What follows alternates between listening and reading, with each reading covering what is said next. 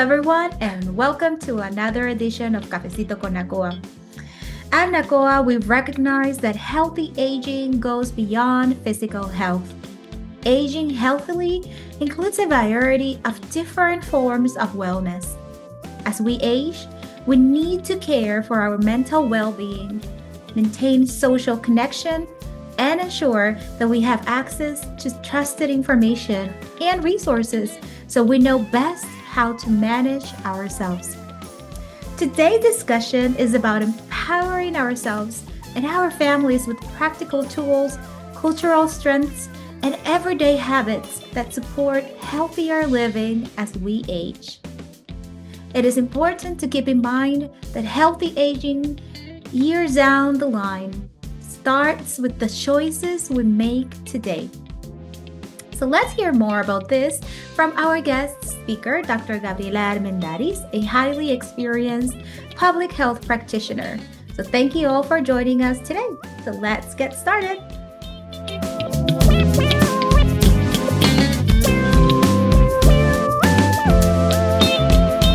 So healthy aging is a process of maintaining your physical health, your mind, and your emotional well-being, and your ability to live independently as you get older. So it is not anti-aging, it's pro-quality of life.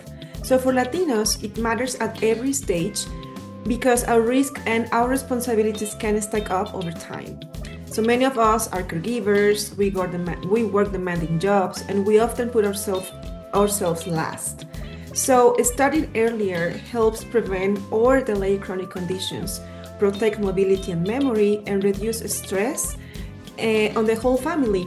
So healthy aging is really a family and community value, staying strong enough to keep showing up for the people you love without burning yourself.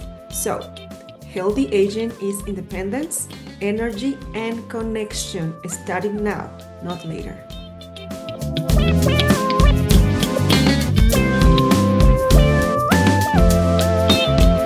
If I had to pick the most important habits, I focus on 5. Move your body every day, eat in a way that supports muscle and stable blood sugar, protect your sleep, keep up with preventive care and medications, and stay socially connected. A lot of people think healthy aging is just eat better, but for older adults, maintaining muscle, balance, and connections are just as important. So if you keep your legs strong, you sleep steady, and your checkups consistent, everything gets easier: energy, mood, and even appetite. So muscle, medicine, and meaningful connection, those 3 protect your independence.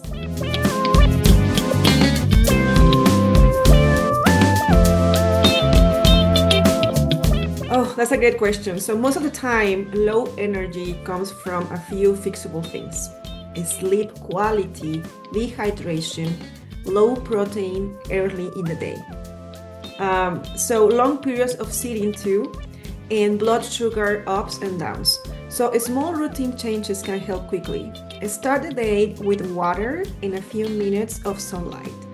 Eat a breakfast that includes protein and build in short movement breaks. For example, in the afternoon, instead of more caffeine, try a 10-minute walk or gentle stretching.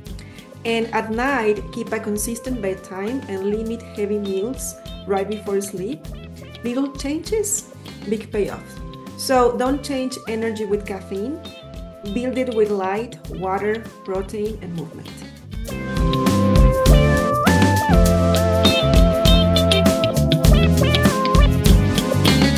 I love this question because the goal isn't to erase culture, right? It's to protect it. So traditional Latino foods can absolutely, and let me emphasize on that, can absolutely support healthy aging.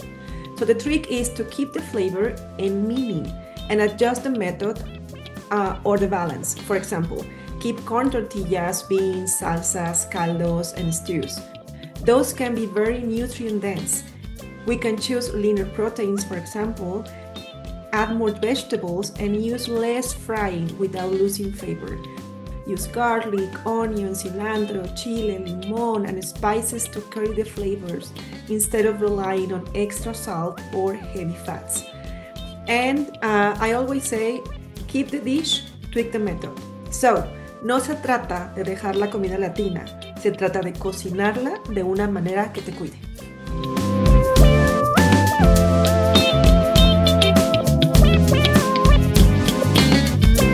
Well, movement doesn't have to be the gym, because often we feel like, oh, I'm gonna exercise, I'm gonna move, I need to go to the gym. For healthy aging, the most powerful thing is consistent daily movement, plus a little strength and balance work. So I recommend movement snacks. For example, 2 to 5 minutes at a time, march in a place, get a squats to a chair, wall push-ups, or a quick walk, and anchor it to routines you already have. For example, after a cafecito, after meals, while talking on the phone, and don't underestimate dancing, gardening, cleaning, or walking with a friend. The goal is to keep the body capable, legs strong, balance steady, and joints moving. So if you can't do a long workout, do short workouts often.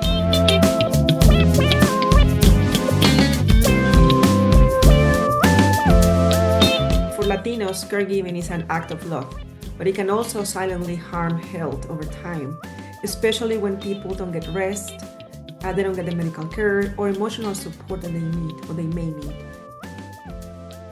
And also this chronic stress affects sleep, blood pressure, mood, and even how our bodies process sugar.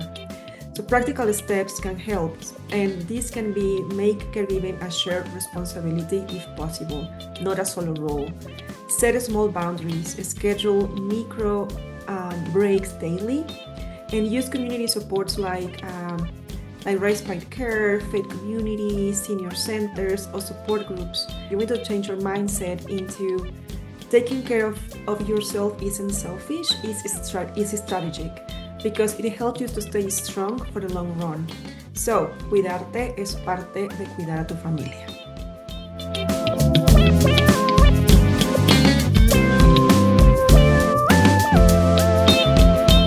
So one common myth is, there are many, right? But one common one is that feeling tired, having pain, or losing mobility is just normal aging, and you have to tolerate it, right? So the truth is, many of these issues can improve with strength training, better sleep, medication adjustments, or physical therapy. Another myth is it's too late. It's never too late. People see improvements in balance, blood pressure, glucose, and mood at any age. And a big one is like it runs in the family, so it's inevitable. So family history matters, but daily habits and preventive care can delay or prevent complications. So yes, aging is normal, suffering is not.